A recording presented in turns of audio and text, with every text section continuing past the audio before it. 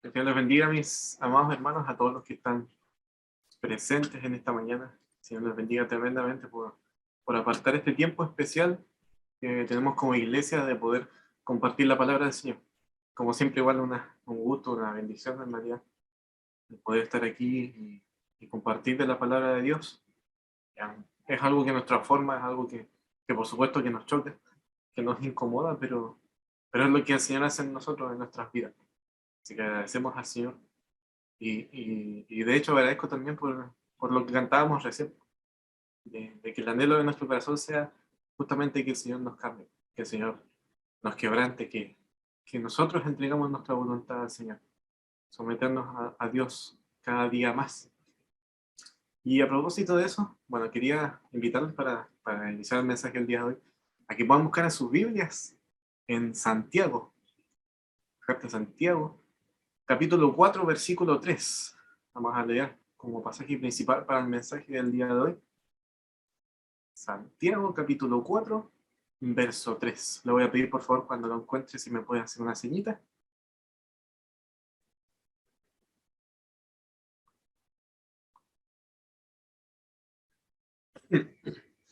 Amén. Santiago 4:3, entonces. Bien cortito, corto y preciso, como se dice.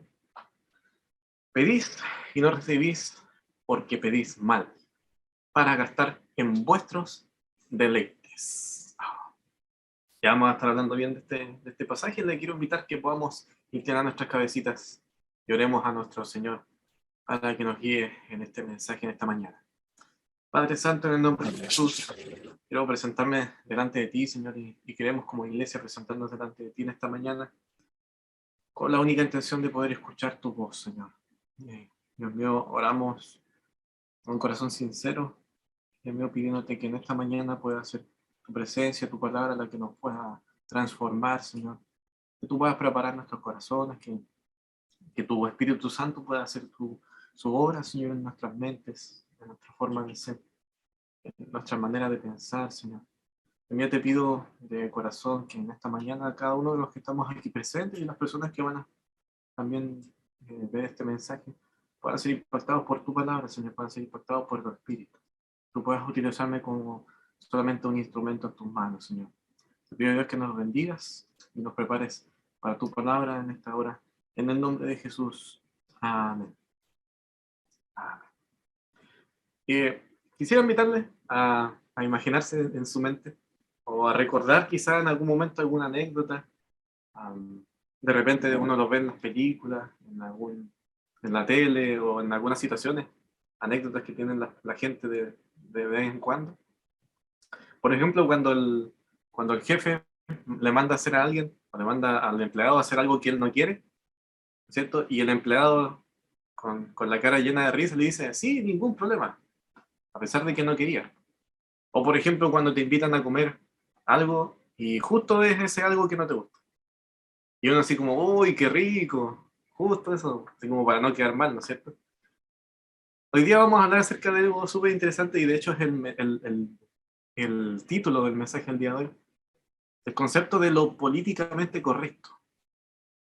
¿Ya? Si lo podemos definir de alguna manera, es la modificación del lenguaje para ajustarse a los requerimientos del ambiente o de la situación. ¿Con qué fin?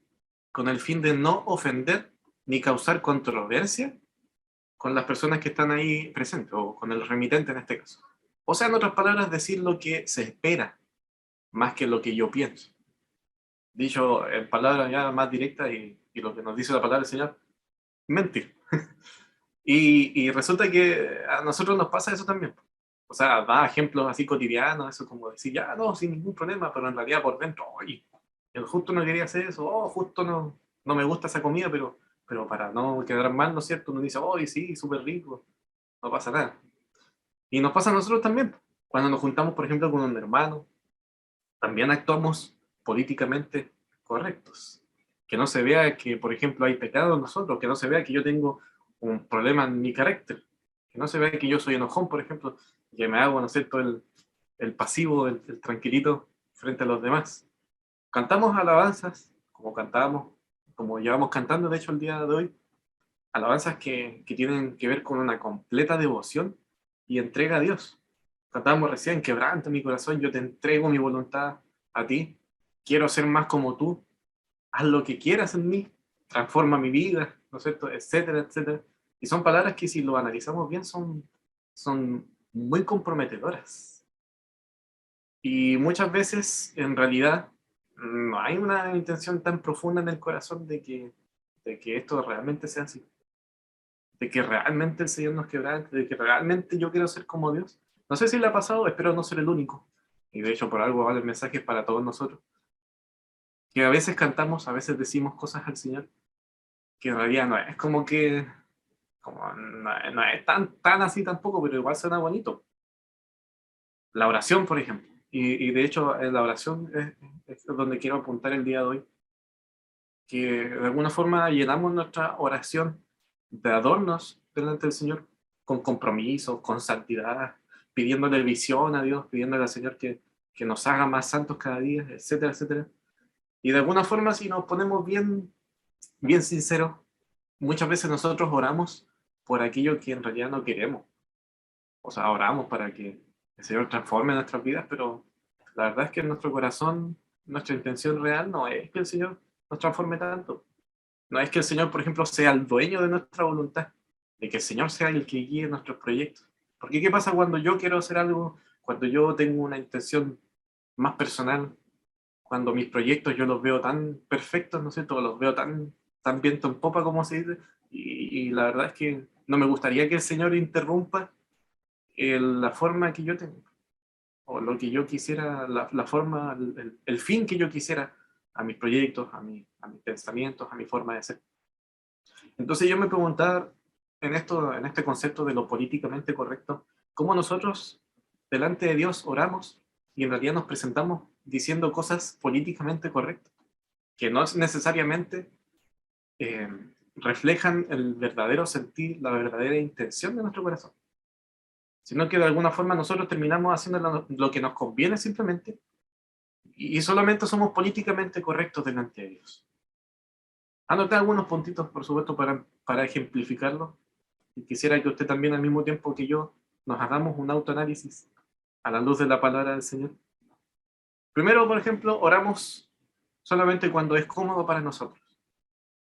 Pareciera que es Dios quien nos busca a nosotros y no nosotros quien buscamos a Dios.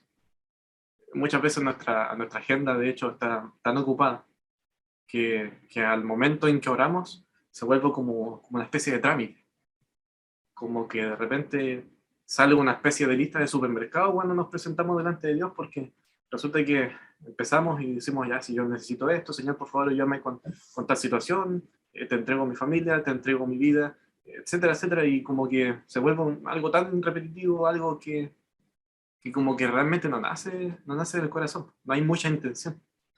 Y más encima, cuando oramos por aquellas cosas que de verdad nos duelen, que de verdad nos importan, muchas veces ignoramos que quizás sea la voluntad de Dios, ignoramos que quizás somos nosotros los que tenemos que cambiar para que tal situación pueda cambiar, para que el Señor nos use. Entonces se vuelve frustrante, ya que de alguna forma al final terminamos orando una y otra vez por esa misma lista. De hecho, Jesús dice cuando habla acerca de las vanas repeticiones, porque muchas veces, claro, nuestra oración, nuestra búsqueda de Dios se vuelve algo tan, tan acostumbrado, tan repetitivo, que y al momento de encontrarnos realmente con Dios, parece que nos supiéramos quién es Él. Pareciera que nunca hubiéramos conversado con Dios, a pesar de que pudiéramos orar horas y horas. Y por supuesto que eso vuelve frustrante entonces cuando oramos años, cuando oramos mucho tiempo por una situación y pareciera que siempre es lo mismo. En Santiago 4:2, en ese mismo pasaje donde estábamos leyendo, versículo anterior dice, codiciáis y no tenéis. Dice, matáis y ardéis de envidia y no podéis alcanzar. Combatís y lucháis, pero no tenéis lo que deseáis, porque pedís mal. Entonces, no sé si a usted le ha pasado que de repente, claro, como que la vida se vuelve una especie de combate, de búsqueda de aquello por lo cual oramos a Dios. Y la verdad es que como que oramos tan fervientemente, con tanta intención, pero no llegamos a recibir aquello que esperamos. Y puede ser que se dé muchas veces porque, claro, justamente oramos nosotros cuando se nos hace cómodo, oramos cuando necesitamos solamente. y no porque sea una necesidad de buscar a Dios. Otra cosa, por ejemplo, es que no oramos nosotros velando por no entrar en tentación. Como cuando dice Jesucristo, ¿no es cierto? En Mateo 26:41 dice, velad y orad para que no entréis en tentación. Y él reconoce y dice, el espíritu a la verdad está dispuesto, pero la carne es débil. No sé si muchos de nosotros de alguna forma usamos la oración como un espacio de batalla, por así decirlo. Me siento tentado al pecado y lo primero que hago es ir delante de Dios y, Señor, dame la fortaleza para no pecar. No sé si, no sé si muchos de nosotros tomamos esa primera iniciativa a la hora de ser tentados. No es como que nosotros estuviéramos en alerta todo el tiempo.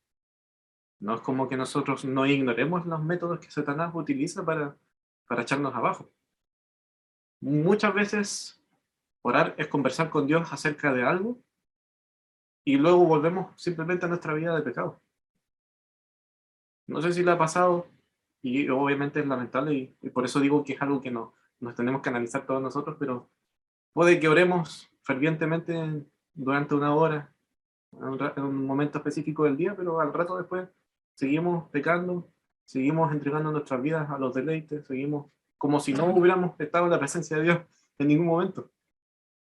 Entonces, de alguna forma volvemos a nuestra vida de pecado y la verdad es que, claro, orar no es una forma de batallar la tentación, por ejemplo, o de batallar la tristeza, o de batallar la desesperanza. Simplemente es un momento en el cual yo converso con Dios. Otra cosa puede ser que nuestro objetivo en la oración, la verdad, no es que queremos nosotros escuchar a Dios, sino que Dios sea el que nos escucha a nosotros. Y mismo Santiago también en el capítulo anterior, capítulo 1, verso 19 al 21, dice, por esto, mis amados hermanos, todo hombre sea pronto para oír, tardo para hablar, tardo para airarse. Porque la ira del hombre no obra la justicia de Dios. Por lo cual, desechando toda inmundicia y abundancia de malicia, recibid con mansedumbre la palabra implantada, la cual puede salvar vuestras almas. Aquí Santiago hace un alto y le dice, esperemos un poquito, paremos un poco la impulsividad. Y aquella impulsividad que también muchas veces nos gana delante de Dios. Al momento de orar delante de Dios, esos momentos de silencio en los cuales uno está así como, ya Señor, ahora quiero escuchar qué es lo que tú quieres decirme a mí. No sé si le ha pasado de repente, y espero que sea la mayoría del tiempo que nosotros seamos los que guardemos silencio y sea el Señor el que nos hable. Pero claro, a veces la oración se vuelve un momento en el cual nosotros queremos que Dios solamente nos escuche. Entonces, con todo esto, finalmente nosotros terminamos orando lo políticamente correcto. Y de alguna forma yo imagino que Dios nos queda mirando nomás. Nos mira la situación en la que estamos. El otro día, bueno, le comentaba al pastor igual, el otro día orando me pasaba eso. De alguna forma estamos tan acostumbrados de repente a pedirle al Señor, Señor, yo quiero ser más santo, yo quiero ser usado por ti, quiero que tu espíritu me cambie, quiero tener esa visión que tú tienes, esos pensamientos que tú tienes, la forma en que tú resuelves las cosas, esa altura de miras que tienes tú. Y orar continuamente por eso. Yo continuamente oro por esas cosas. Pero de repente dentro de mí pensaba y yo decía, si el Señor me mirara en ese momento, o el Señor me decía, ¿para qué oras por algo que la verdad es que no estás dispuesto a recibir? O sea, oramos por santidad, pero después seguimos con nuestra vida como si nada, ¿no?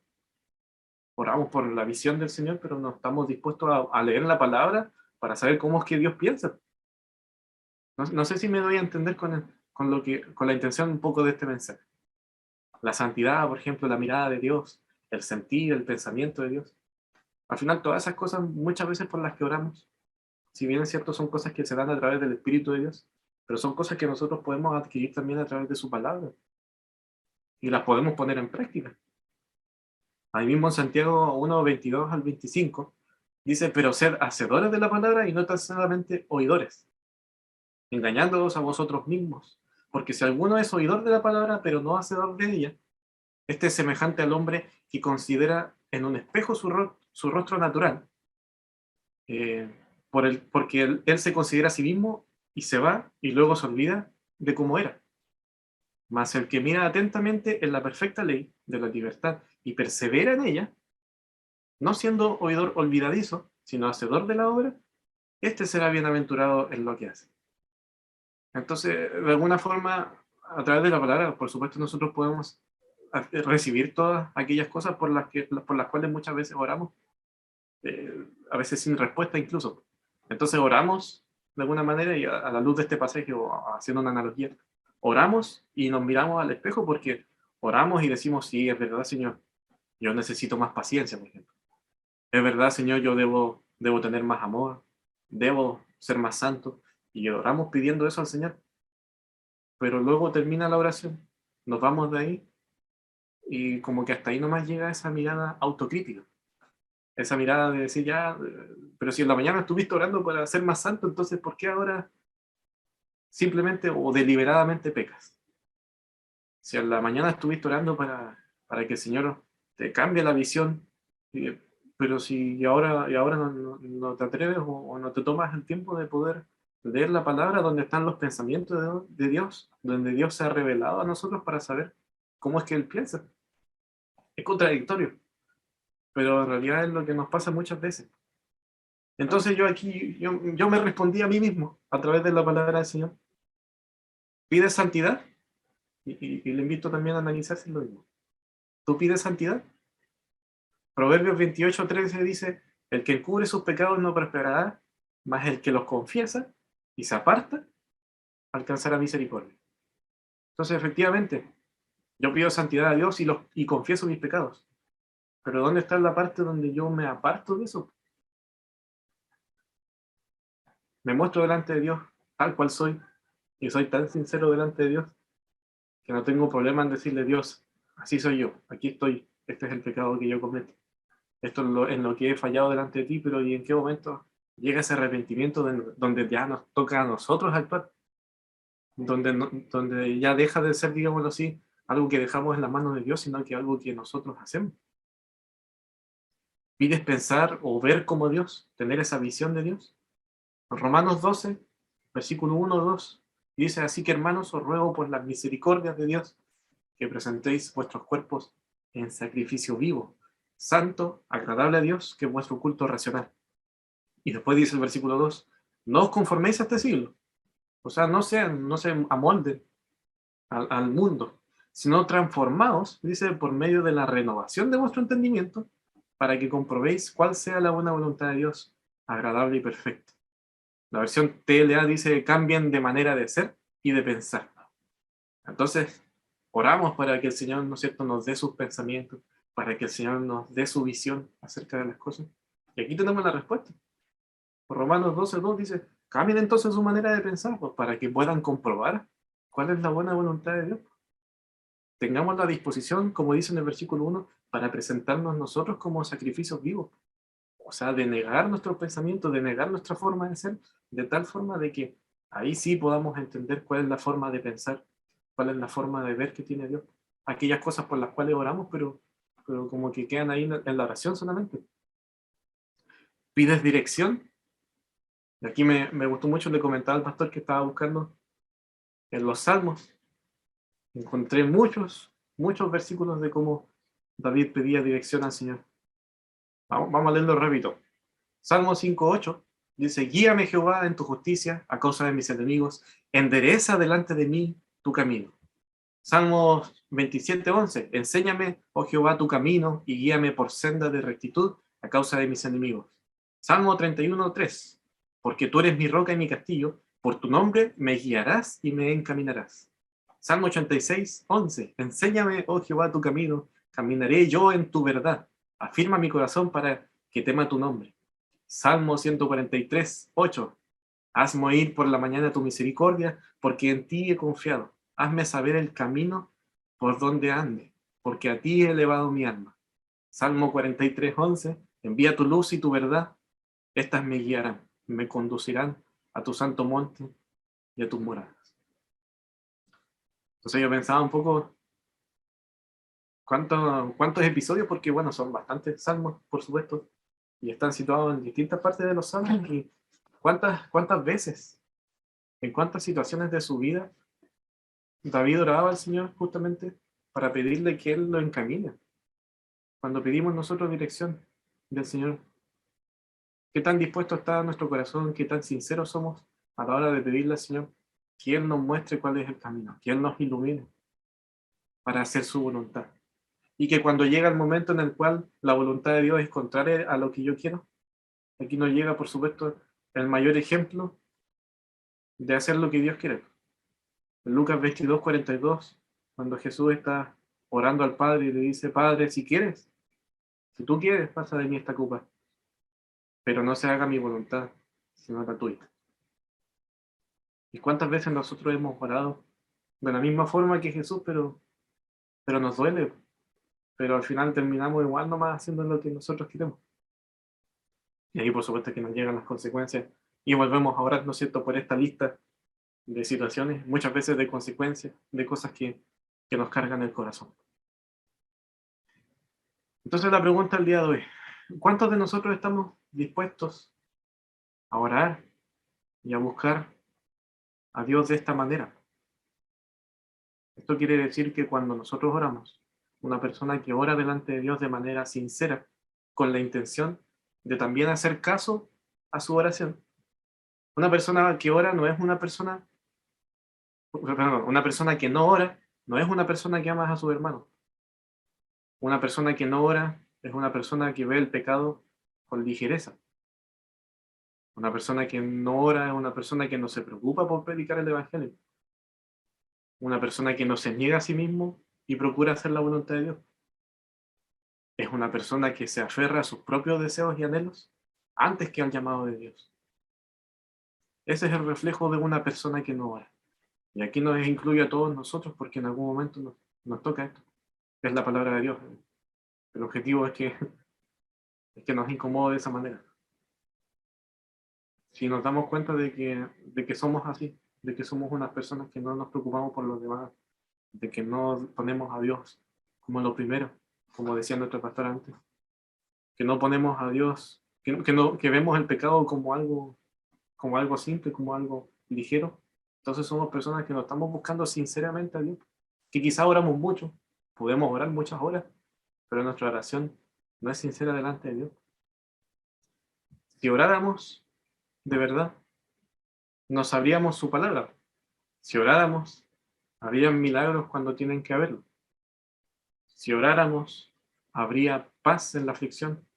Si oráramos, sabríamos la necesidad de nuestro hermano. Porque claro, la oración es el estar en la presencia de Dios.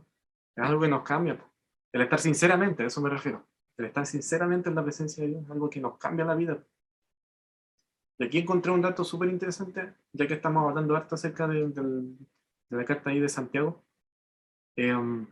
Cuando ya Santiago murió y hacían los servicios fúnebres, ¿no es cierto? Es un dato histórico que está ahí registrado cuando las mujeres van, ¿no es cierto?, y preparan el cuerpo para poder ya hacer el entierro. Al igual que el día de hoy, ¿no es cierto?, cuando visten a las personas y todos los preparativos que se hacen para un funeral. Estas mujeres se dieron cuenta de que Santiago tenía sus rodillas, se podría decir, llenas de callos, con muchas callosidades.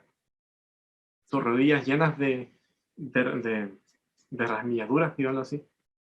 Y eso denotaba la forma en que vivía Santiago en este caso.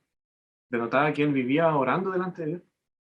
Él estaba tan acostumbrado a orar que su cuerpo había quedado marcado de esa manera.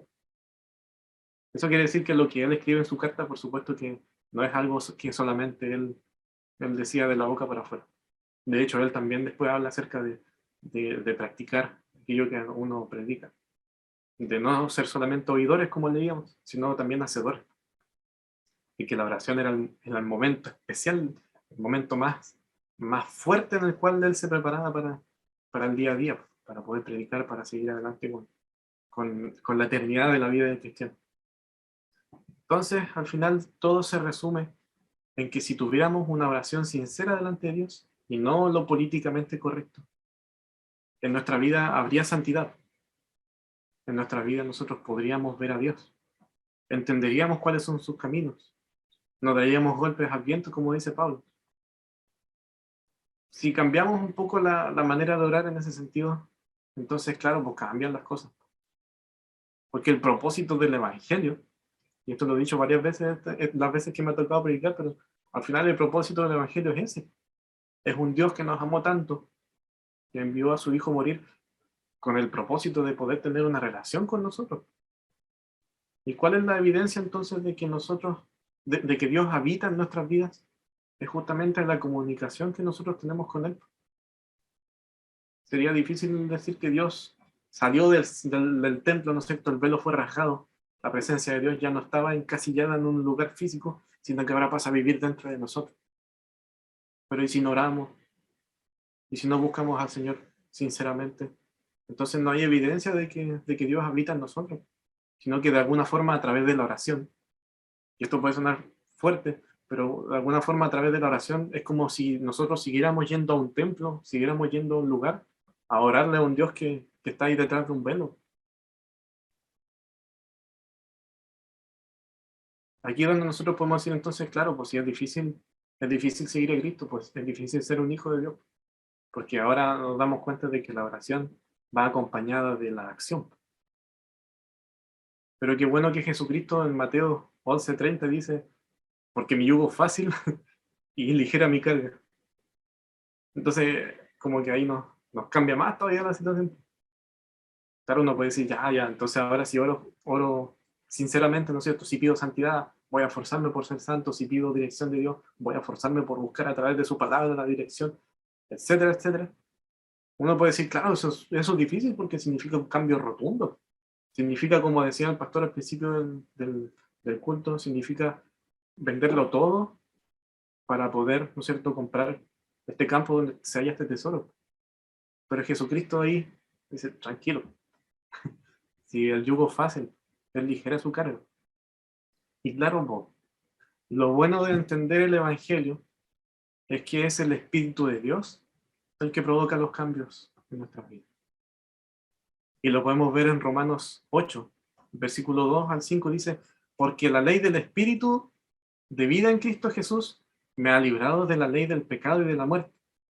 Porque lo que era imposible para la ley, por cuanto era débil por la carne, Dios, enviando a su Hijo en semejanza de carne de pecado, y a causa del pecado, condenó al pecado en la carne, para que la justicia de la ley se cumpliese en nosotros, que no andamos conforme a la carne, sino conforme al Espíritu. Porque los que son de la carne piensan en las cosas de la carne, pero los que son del Espíritu, en las cosas del Espíritu. Entonces, lo que nos está tratando de decir este pasaje es que ahora ya no vivimos según las leyes de la carne, ya no vivimos bajo el yugo de la ley, sino que a través del Espíritu de Dios. Es el Espíritu de Dios el que provoca esos cambios en nosotros. Entonces, si te sigues esforzando por ser correcto delante de Dios, vamos a seguir orando y buscando a Dios bajo nuestros propios parámetros. Estos típicos pensamientos o frases como ya oré lo suficiente, o ya tampoco he pecado tanto esta semana, o Señor, ayúdame, involucro al Señor dentro de mis proyectos, Señor, ayúdame en este proyecto, por favor. Y ni siquiera le preguntamos si es su voluntad o no. Entonces, el llamado el día de hoy, mis amados hermanos, para ir finalizando ya. El llamado el día de hoy es a que a través de la palabra del Señor podamos ser impactados y nos arrepintamos en la manera en que hemos buscado al Señor hasta el día de hoy. Pidámosle hoy al Señor que nos transforme, que sea su Espíritu el que transforme nuestros corazones, para que nuestra manera de relacionarnos con Él sea íntegra y sin falsedades. Como dice en Hebreos 10:22, acerquémonos con un corazón sincero, dice en plena certidumbre de fe, purificados los corazones de mala conciencia y lavados los cuerpos con agua pura. Pero qué interesante lo que dice, pues, o sea, acerquémonos con un corazón sincero, porque a Dios no le interesa el hecho de que nosotros vengamos a Él con lo políticamente correcto. Es como ir delante del doctor y decirle, hola doctor, vengo a su consulta porque en realidad no me duele nada. Hola, vengo porque, bueno, la verdad es que me siento súper bien. Nadie se presenta delante de Dios en ese sentido para orar por santidad, para orar por todas estas cosas, ocultándolo, no siendo sincero.